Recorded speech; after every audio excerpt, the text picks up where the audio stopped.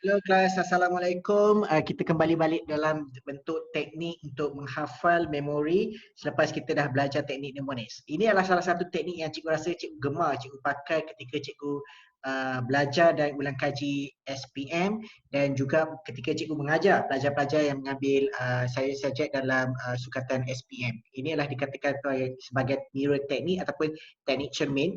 Okey, so pertama sekali tangan kita kat cermin, kalau kita letak tangan kita kat cermin, tangan kiri automatik akan jadi tangan kanan, dan kalau letak tangan kita depan cermin, tangan kanan kita cermin, dalam cermin tersebut dia akan jadi tangan kiri. Okey, so sesuai untuk aspek yang mempunyai perbandingan, okey, sebab banyak gila aspek yang mempunyai perbandingan ketika kita belajar dalam SPM, fizik, biologi, chemistry ataupun kimia.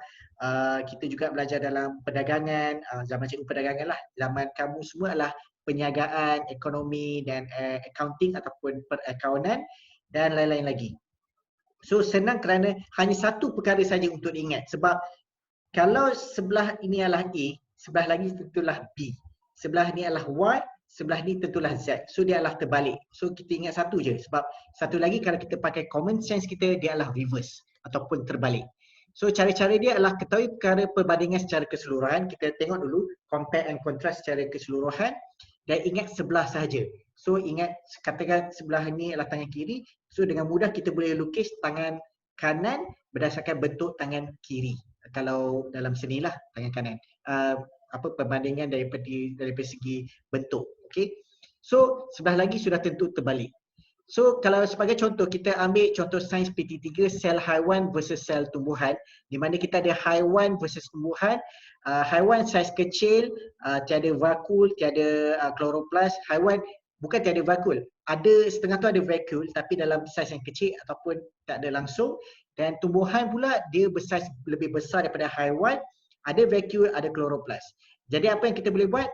Kita tutup sebelah, kita ingat yang haiwan saja sebab tumbuhan mestilah terbalik daripada yang haiwan punya. Saiz yang besar, ada vakul dan ada kloroplas untuk melakukan fotosintesis. Okey. Dan kalau kita dah ingat tumbuhan saja pun tak apa. Tumbuhan saiz besar, ada vakul, ada kloroplas, maknanya kata haiwan dia saiz kecil, tiada vakul, tiada kloroplas. Alright. So begitu mudah untuk kita ingat perbandingan tersebut.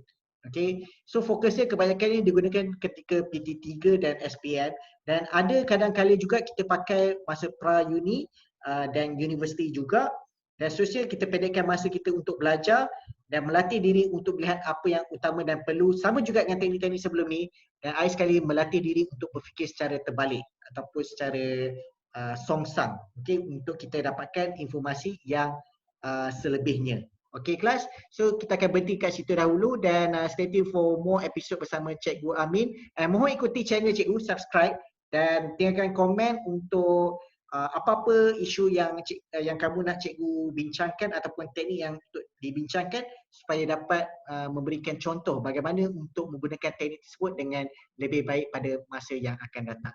Baik, terima kasih kelas. Bye. Assalamualaikum.